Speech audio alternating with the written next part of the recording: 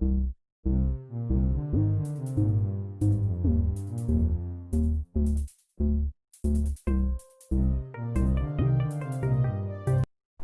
Students, welcome to my YouTube channel commerce classes by Vishal sir. आप सभी का मेरे YouTube channel commerce classes by Vishal sir में एक बार फिर से हार्दिक स्वागत है। हम क्लास 12 सब्जेक्ट बिजनेस स्टडीज़ और उसमें भी second last unit first book की चैप्टर 7 या यूनिट 7 डायरेक्टिंग पढ़ रहे हैं। और डायरेक्टिंग में भी सबसे लास्ट हम जो एलिमेंट था कम्युनिकेशन, इसके भी बैरियर्स क्या क्या होते हैं और इन बैरियर्स पे हम कैसे ओवरकम कर सकते हैं इसके बारे में पढ़ेंगे। आइए पढ़ाई की ओर चलते हैं। Barriers to effective communication. एक इफ़ेक्टिव कम्युनिकेशन क्या होता है ये हमने पिछली 1-2 वीडियो में अच्छे से पढ़ा है। अगर आपने वो वीडियोस नहीं देखी है तो उनको ज़रूर देखें। इसके बाद बैरियर्स पढ़ते हैं कि जब हम कम्युनिकेशन करते हैं, अच्छा कम्युनिकेशन करते हैं, तो उसमें क्या क्या रुकावटें आ सकती हैं, कौन कौन से बैरियर्स होते हैं वो पढ़ रहे हैं। तो वो क्या कह रहा है, पढ़ते हैं। देखिए पहला क्या कह रहा है, एनी टाइप ऑफ हर्डल। कोई भी अगर प्रॉब्लम आती है, कोई ब्लॉक आता है, कोई बोटल नेक होता है in the path of communication, communication के रास्ते में, is called barriers to effective communication. जैसा कि आपको इस एग्जांपल में दिख रहा है, ये सारी हर्डल्स आ रही हैं, प्रॉब्लम्स आ रही हैं, डिफिकल्टीज आ रही हैं, तो इनको बोलते हैं हम बैरियर्स टू इफेक्टिव कम्युनिकेशन। कौन कौन से होते हैं? Number first, semantic barriers. ये क्या होते हैं, पढ़ते हैं इसके बारे में। ये रे देखिए, the word semantic means meaning of words and sentences. जो भी वर्ड्स सेंडर यूज़ कर रहा है रिसीवर को भेजने में, उसको सेमेटिक बैरियर्स या बोला जाता है। People interpret the same message in different ways depending upon their attitude, experience, education. Means यहाँ बता रहा है लोग अपने अपने हिसाब से, अपने तरीके से, अपने एटीट्यूड के हिसाब से, अपने एक्सपीरियंस के हिसाब से, अपने एजुकेशन के हिसाब से अलग अलग मैसेज को अलग अलग इंटरप्रेट करते हैं। तो इसी को बोला जाता है semantic barriers. For example boat and boat, अब ये वाली बोट अलग है, ये वाला बोट अलग है। कोट एंड कोट ये अलग है, प्रोनाउंसिएशन इफेक्ट है। बाय एंड बाय अलग है, तो अलग अलग इनका मीनिंग हो गया, अलग अलग सेंस निकल रही है। ठीक है, इसको सेमनेटिक बैरियर्स बोला जाता है। इसके रीजंस क्या हो सकते हैं? ये रे, first badly express message, second symbol of different meaning, third faulty translation, fourth unclarified assumptions, body language and gesture decoding, सबके बारे में पढ़ते हैं। आइए देखिए, नंबर 1, बैडली एक्सप्रेस मैसेज। एक मैसेज जिसको ड्यू टू रॉन्ग वर्ड्स और इनएप्रोप्रिएट वर्ड्स, ठीक है, एक जो वर्ड है गलत वर्ड है, गलत वर्ड बोलने के कारण या इनएप्रोप्रिएट वर्ड बोलने के कारण जो आपका मैसेज गलत चला गया, उसको बोला जाता है बैडली एक्सप्रेस। आपका मैसेज ही बैडली एक्सप्रेस किया, एक्सप्रेस ही उसको गलत किया। जैसे बोला आई बॉट ए बॉट, इसमें बड़ा कन्फ्यूजन हो जाएगी सामने वाले को क्या कहना चाह रहा है। तो आई बॉट ए कार, ये तो ठीक है, ठीक है, लेकिन ये गलत है, इसमें बैडली एक्सप्रेस हो गया। Instead of I bought A car, तो ये ठीक था, तो आपने एक्सप्रेस ही गलत करा इसको। नंबर सेकेंड होता है सिंबल्स विद डिफरेंट मीनिंग्स। कुछ ऐसे सिंबल्स दे रहे हैं जिनके अलग अलग मीनिंग निकल रहे हैं और सामने वाला गलत समझ रहा है। ए वर्ड और a symbol are having different meaning. एक ऐसा वर्ड यूज़ कर दिया आपने अपनी कम्युनिकेशन में जिसके बहुत सारे मीनिंग है, आप कुछ कहना चाह रहे हैं और रिसीवर कुछ और समझ रहे हैं, तो वो गलत हो जाएगा। ये सेमनेटिक बैरियर्स बोला जाता है। ठीक है, जैसे आप for example fine, second, etcetera have different meaning in different context. Fine और इन सब चीज़ों के अलग अलग हैं। ठीक है, गुड का मीनिंग अलग है, मोटिवेशन अलग है, सक्सेस अलग है, फिनिश अलग है। या मान लो एक साइन दे दिया आपने, ये वाला साइन दे दिया कि ये, ठीक है, एक साइन दे दिया आपने। ठीक है, अब इस साइन में इसका मीनिंग क्या लगाया जाए? ये गुड भी हो सकता है, ये मोटिवेशन भी इसका मतलब हो सकता है, इस सिंबल का मतलब सक्सेस भी हो सकता है, फिनिश भी हो सकता है। तो ये आपने ऐसा वर्ड यूज़ कर दिया जिसके डिफरेंट मीनिंग है और सामने वाला किस फॉर्म में ले रहा है ये आपको देना पड़ेगा। Number third, faulty translation. आपने वन लैंग्वेज टू अनदर, आपने लैंग्वेज ही गलत बोली, ट्रांसलेशन ही गलत करी, तो उससे गलत मैसेज जाएगा सामने वाले के पास। फिर है फोर्थ, अनक्लैरिफाइड एजम्पशंस। आपने कुछ ऐसी एजम्पशंस ले ली जो क्लैरिफाई नहीं है। Not giving clear and specific instruction, घुमा फिरा के बाद बोल दी। For example take care of guest, ठीक है, take care of guest. To the boss it means travel, accommodation, food etcetera, whereas the subordinate may interpret it as the guest should be taken the hotel and with care. तो ये अलग अलग आ रहा है, example दे रहे हैं। ठीक है, एक बॉस के लिए इसका मतलब हो गया टेक केयर ऑफ गेस्ट का मतलब हो गया ट्रैवल एकोमोडेशन आप अच्छा सा करें आप, जबकि एक सबॉर्डिनेट का इसका मतलब हो गया किसी गेस्ट को ले जाएं और उसको होटल में ठहराएं, ढंग से ठहराएं। तो यहाँ पर क्या है, hence the guest has to suffer a lot, तो गेस्ट को अलग से सफ़र करना पड़ेगा। तो ये अलग अलग अनक्लैरिफाइड एजम्पशन में आता है। नंबर 5 पे कह रहा है body language and gesture decoding. आपकी बॉडी लैंग्वेज गलत थी, जो आप बताना चाह रहे थे मैसेज, आपका गेस्चर गलत था, तो इससे गलत मैसेज जाता है। If what is sad and what is express through body movements and gestures different communication में बी रोंगली परसीव्ड। तो ये गलत हो सकता है, आपकी बॉडी लैंग्वेज ही गलत है, आपके गेस्चर ही गलत हैं, तो सामने वाला गलत लेगा ही लेगा। अब हम सेकंड पढ़ रहे हैं, साइकोलॉजिकल बैरियर्स कौन से होते हैं, पढ़ते हैं। इसमें कौन कौन से आते हैं, इमोशंस या psychological factors which acts as a barrier of communication are called psychological barriers होते हैं। फॉर एग्जाम्पल आपका मूड गुस्से वाला है, ट्रबल माइंड है, इस तरह के जो होते हैं, ठीक है। कौन से इसके रीज़न क्या होते हैं, पहला premature evaluation, lack of attention, loss by transmission and poor retention and distrust. पढ़ते हैं इनके बारे में।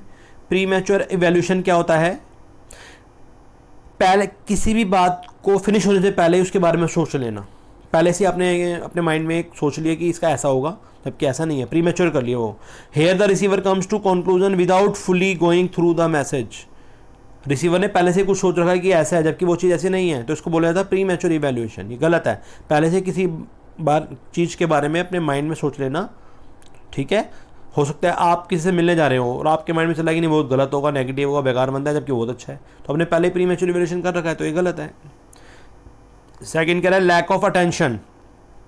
आपका बॉस कुछ कहना चाह रहा है लेकिन आपका ध्यान कहीं और है, तो आप अटेंशन नहीं दे रहे हैं। Suppose an employee experience his problem to a manager. Employee ने अपनी बात बताई मैनेजर को, while he is very busy, बहुत बिजी था manager, with the preparation of the report for he superior, वो भी आगे तैयार कर रहा था अपने, ठीक है, with the preparation of A report for he superior, अपने सुपीरियर के लिए वो आगे तैयारी कर रहा था, रिपोर्ट लिख रहा था। He will be less attentive and does not grasp the message, तो वो आपकी बात बहुत ध्यान से नहीं सुनेगा, उसका माइंड को कहीं और है, and the employee get disappointed हो जाएगा। तो लैक ऑफ अटेंशन होती है, जब अटेंशन हो तभी ध्यान दो, अदरवाइज कोई फ़ायदा नहीं किसी बॉस को कहने का अगर वो सीरियस नहीं सुन रहा आपकी बात। तो loss by transmission and poor retention, ठीक है। पढ़ते हैं क्या होता है, when a communication is pass through various levels. जब कोई बात बहुत सारी लेवल्स होकर आती है, there is a possibility of loss of communication, तो वहाँ बात का मीनिंग बदल जाता है।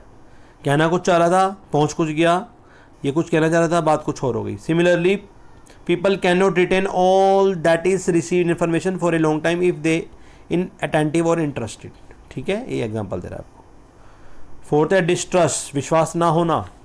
If the sender and the receiver don't believe each other, विश्वास ही नहीं करते एक दूसरे पर, तो they can not understand message in true sense, नहीं होएगा, इसको इस पर विश्वास नहीं है, इसको इस पर विश्वास नहीं, दोनों ही डिस्ट्रस्ट कर रहे हैं, तो मैसेज कभी भी ठीक नहीं पहुंचेगा। ये साइकोलॉजिकल बैरियर्स में आता है। नंबर 3 पे पढ़ रहे हैं हम ऑर्गेनाइजेशनल बैरियर, संगठनात्मक बाधाएं कौन सी होती हैं, पढ़ते हैं। दी कॉम्प्लेक्स ऑर्गेनाइजेशन स्ट्रक्चर, आपका जो ऑर्गेनाइजेशन स्ट्रक्चर है बहुत मुश्किल है, विद स्केलर चैन वाला है, एक प्रॉपर चैनल चलता है उसके थ्रू होता है। Restrict free and frequent communication, ठीक है। तो टू मैनी लेवल्स में cause delay and distortion in message. अगर बहुत सारे लेवल के थ्रू बात आती है मिलकर, तो फिर आप ये मान को वो मैसेज सही नहीं पहुंच सकता, उसमें टाइम लगेगा, ऑर्गेनाइजेशन बैरियर है ये। To overcome this barrier management में permit horizontal and diagonal communication, इसको तोड़ने के लिए, इससे बचने के लिए कि मैनेजमेंट हॉरिजॉन्टल या डायगोनल कम्युनिकेशन यूज़ कर सकती है। इसके रीजंस क्या होते हैं, ऑर्गेनाइजेशन पॉलिसी आपकी ऐसी है, रूल्स रेगुलेशन आपके ऐसे हैं, status, complexity in organisation structure और ऑर्गेनाइजेशन फैसिलिटी, सब पढ़ते हैं थोड़ा थोड़ा सबके बारे में। देखिए पहला है ऑर्गेनाइजेशन पॉलिसी। अगर आपके ऑर्गेनाइजेशन की पॉलिसी ही ऐसी है, हाईली सेंट्रलाइज है, आपका बॉस सुनता ही नहीं किसी की, अपनी चलाता है, ये सेंट्रलाइज है, ठीक है, हाईली सेंट्रलाइज्ड, तो फिर it is not supportive to free flow of communication, हो ही नहीं सकता, सब डर के काम करेंगे, जैसा बॉस चाहेगा वैसा होगा, यहाँ पर फ्री फ्लो नहीं होएगा। नंबर 2 पे कह रहा है rules and regulation, communication strictly through the chain of command में कॉज डिलेज। आपके यहाँ स्ट्रिक्टली यूज होते हैं सारे चैनल, एक चैनल है ए से बी, बी से सी, सी से डी, डी से ई, इस चैनल को फॉलो करते हैं, तो बात हमेशा ही टाइम लगेगा और फ्री फ्लो नहीं हो सकता, रूल्स ही ऐसे हैं आपके। Number C status, some superiors may not be ready to talk freely with the subordinate. बहुत सारे बॉस, बहुत सारे सुपीरियर खुलकर बात नहीं करते अपने सबॉर्डिनेट से। Similarly subordinates also not free confident to talk with superiors, और ऐसे ही सबॉर्डिनेट भी अपने सुपीरियर से बात नहीं करते, ठीक है। तो जब बात नहीं करेंगे कम्युनिकेशन गैप आ जाएगा, गैप आ जाएगा तो फिर कभी भी आपकी जो ऑर्गेनाइजेशन प्रोसेस अच्छी नहीं हो सकती, ये भी एक बैरियर रहता है। They pass information what superior would like to hear, hold back unpleasant facts. और नंबर 4 पे कह रहा है कॉम्प्लेक्सिटी इन ऑर्गेनाइजेशन स्ट्रक्चर। आपका ऑर्गेनाइजेशन स्ट्रक्चर ही बहुत कॉम्प्लेक्स है, मुश्किल है, कठिन है, टू मैनी लेवल्स हैं। जैसे बॉसेस को समझ नहीं आ रहा कि पहले क्या क्या फॉलो करा जाए, इतना सारा कॉम्प्लिकेशन है, कॉम्प्लेक्स है। Too many levels in the management में cause the delay in distort. तो ये प्रॉब्लम होएगी, परेशानी आएगी, आपकी जो मैसेज है ढंग से नहीं पहुंच पाएगा। Number 5 organisation facilities. If proper facilities are not provided such as intercom, public addressing system, complaint box, suggestion box, तो communication may not be freely, हो ही नहीं सकती। अगर आपके ऑर्गेनाइजेशन में आप ना इंटरकॉम लगा रखा, ना कोई पब्लिक को एड्रेस करते हैं, ना ही कोई बात करने का तरीका है, ना ही कंप्लेंट बॉक्स है या कोई सजेशन बॉक्स है, तो वहाँ का कम्युनिकेशन प्रोसेस नहीं हो पाएगा, क्योंकि छोटे बंदे अपनी बात नहीं बता पाएंगे। अब लास्ट 4th पढ़ रहे हैं, पर्सनल बैरियर्स कौन से होते हैं, पढ़ते हैं। These are the personal factors of both the sender and receiver. दोनों के पर्सनल फैक्टर्स जो होते हैं, ठीक है, ये भी अफेक्ट करते हैं, पर्सनल बैरियर्स कह सकते हैं। कौन कौन से होते हैं? नंबर 1, इसके कारण क्या होते हैं पर्सनल बैरियर्स होने के? Fear of challenge to authority, lack of confidence, unwillingness to communicate, lack of proper incentives. थोड़ा थोड़ा पढ़ते हैं इनके बारे में। देखिए number 1, fear of challenge to authority. अगर अथॉरिटी को ये इस बात का डर होता है कि चैलेंज कर दिया जाएगा अथॉरिटी को ही, ठीक है। If a superior feels that the particular communication may adversely affect his authority, he will hold it और सप्रेस इट।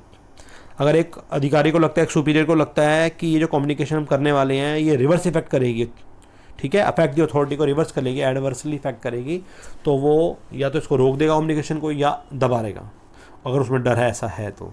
नंबर 2 पे कह रहा है lack of confidence. Some superior will never take into confident the subordinate. वो अपने junior से बात करके कॉन्फिडेंट नहीं होते या उनसे बात नहीं कर पाते, तो ये भी फ़र्क पड़ता है इसका भी। Number C, unwillingness to communicate. Subordinate may also be unwilling to communicate with their superiors on the fear that it will adversely affect their interest. कुछ कई बार सबॉर्डिनेट जो होते हैं, जूनियर्स होते हैं, वो अपने बॉस से बात ढंग से नहीं कर पाते डर के मारे, तो इसका इफेक्ट होता है। वो कहते हैं रहने दो, कोई जरूरत नहीं, जैसा है होने दो, अपनी बात नहीं बता पाते, तो इससे कम्युनिकेशन प्रोसेस ठीक नहीं रहती। Number 4, lack of proper incentives.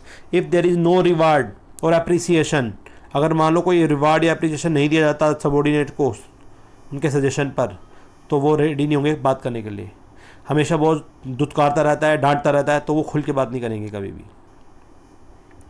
और ये से चारों के चारों बैरियर्स ऑफ कम्युनिकेशन। अब इन बैरियर्स से हम कैसे बच सकते हैं, कैसे ओवरकम आ सकते हैं, इसके बारे में पढ़ेंगे। इसको इम्प्रूविंग कम्युनिकेशन इफेक्टिवनेस भी बोला जाता है। देखिए कौन कौन से हैं ये क्या हम ऐसे काम करें जिससे कम्युनिकेशन प्रोसेस अच्छी हो जाए और इन बैरियर से हम ऊपर आ पाएँ। नंबर 1, क्लैरिटी दी आइडियाज़ बिफोर कम्युनिकेशन। जो भी हम कम्युनिकेशन करें उससे पहले आइडिया हमारा क्लियर होना चाहिए। Consider the need of the communicator.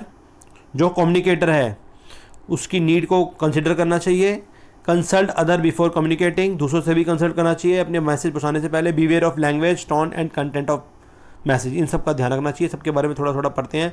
और ये भी है convey things to help and value to listeners. ठीक है, तो हेल्प भी करनी चाहिए और जो सुनने वाला है उसको भी वैल्यू करनी चाहिए। एंश्योर प्रॉपर फीडबैक लेनी चाहिए। कम्युनिकेट फॉर प्रेजेंट और फ्यूचर के लिए भी करना चाहिए। फॉलो अप कम्युनिकेशन करना चाहिए। बी ए गुड लिसनर भी होना चाहिए। पढ़ते हैं। नंबर 1 पे कह रहा है clarify the ideas before communication. तो ये सबसे पहला है, अगर हम अपने बैरियर्स को ख़त्म करना चाहते हैं तो it is the duty of the communicator. जो बात से मैसेज दे रहा है उसकी ड्यूटी है कि क्लैरिफाई कर ले उस मैसेज को बिल्कुल क्लियर, इससे पहले कि ये आगे भेजा जाए। नंबर 2 पे कह रहा है वो consider the need of the receiver. हमेशा जो रिसीव है, मान लो रिसीव करने वाला है, ये सेंडर भेजने वाला है, तो इसकी नीड के हिसाब से हमेशा इसकी नीड को कंसिडर करके तब कोई भी मैसेज कन्वे करना चाहिए। अपने हिसाब से नहीं भेजना चाहिए कि मुझे आता है मैं बता रहा हूँ। सामने वाले का लेवल भी समझना चाहिए, क्या समझेगा उस लेवल पे जाके समझाना चाहिए। नंबर 3 पे कह रहा है कंसल्ट अदर बिफोर कम्युनिकेटिंग। दूसरों से भी कंसल्ट करना ज़्यादा अच्छा रहता है, ठीक है, अगर आप अपनी बात पहुँचाना चाह रहे हैं तो। नंबर 4 पे कह रहा है beware of language, tone and content. तो इन सबसे सावधान रहना चाहिए। गलत लैंग्वेज, गलत टोन, गलत कंटेंट या मिसलीडिंग करने वाला या गलत बोलने वाला वो यूज़ नहीं करना चाहिए, ठीक है। सेंडर जो भी यूज़ करे वो कैसा होना चाहिए? Stimulating to evoke response from the listeners. ढंग से प्रॉपर चैनल के थ्रू होना चाहिए। नंबर 5 कह रहा है convey things to of help and value to listeners. ठीक है, कन्वे करनी चाहिए थिंग्स, मदद की और वैल्यू की लिसनर्स को। It is better to know the interest and needs of the communicates while communicating a message. सामने वाले से भी पूछ लेना चाहिए कि वो किस हिसाब से चाहता है, उस हिसाब से करना चाहिए। उनका इंटरेस्ट देखना चाहिए, पॉजिटिव रिस्पॉन्स देखना चाहिए, सब बातें देखनी चाहिए। और नंबर 6 पे कह रहा है एंश्योर प्रॉपर फीडबैक। कोई भी मैसेज अगर पहुंच जाता है तो जिसके पास पहुंच रहा है रिसीवर से प्रॉपर फीडबैक लेनी चाहिए कि ये मैसेज जो हम कह रहे थे आपका क्या रिस्पॉन्स है, आप क्या फीडबैक देते हैं इसमें। The sender should take efforts to have feedback from the listener time to time, लेते रहना चाहिए भाई मैंने जो बात बताई थी उसमें क्या कमियां थी या कुछ थी, जो भी बताइए फीडबैक क्या है, उस हिसाब से हम इसको इम्प्रूव करेंगे। Number 7 communicate for present and future. Communication जो एम है वो खाली प्रेजेंट का ही नहीं होना चाहिए, फ्यूचर गोल्स को भी ध्यान में रखना चाहिए। और follow up communication, proper follow up and review of instruction given to subordinate with help remove hurdles if any. ठीक है, ये बॉस है, ये सारे सबॉर्डिनेट हैं, तो प्रॉपर फॉलोअप होता रहना चाहिए, रिव्यू होना चाहिए इंस्ट्रक्शन का जो भी बॉस ने सबॉर्डिनेट को दी गई हैं, तो उससे हर्डल्स काफ़ी दूर हो जाती हैं। और सबसे लास्ट कह रहा है बी ए गुड लिसनर। ये तो बहुत इंपॉर्टेंट बात है, एक अच्छे बॉस को एक अच्छा लिसनर होना चाहिए, सबकी बातें सुने, 4th क्लास की भी सुने, जूनियर की भी सुने, ग्राउंड लेवल पे भी सुने, मैनेजर की भी सुने, और जो उसके मन में रखे, लेकिन सबकी बात जरूर सुने। तो careful listening is a pre requisite for effective communication. बहुत ध्यान से सुनना बहुत जरूरी होना चाहिए। Patience listening solves half the problem. ध्यान से सुनेंगे तो आधी ज़्यादा प्रॉब्लम वैसे ही खत्म हो जाएगी। तो that's why it is saying be a good listener, हमेशा एक अच्छा लिसनर श्रोता बनना चाहिए। इसी के साथ ये यूनिट ख़त्म होती है और ये डायरेक्टिंग की पूरी यूनिट मैंने 10 वीडियोज़ में ख़त्म करी हैं। बहुत जल्दी हम कंट्रोलिंग के साथ भी मिलेंगे। इसी के साथ आप सभी का इस वीडियो को देखने के लिए बहुत बहुत धन्यवाद। अगर आपको ये अच्छी लगे तो इसे लाइक करें, मेरे चैनल को सब्सक्राइब करें, अपने फ्रेंड्स में शेयर ज़रूर करें। बहुत ही जल्दी अगली वीडियो के साथ मिलते हैं। धन्यवाद।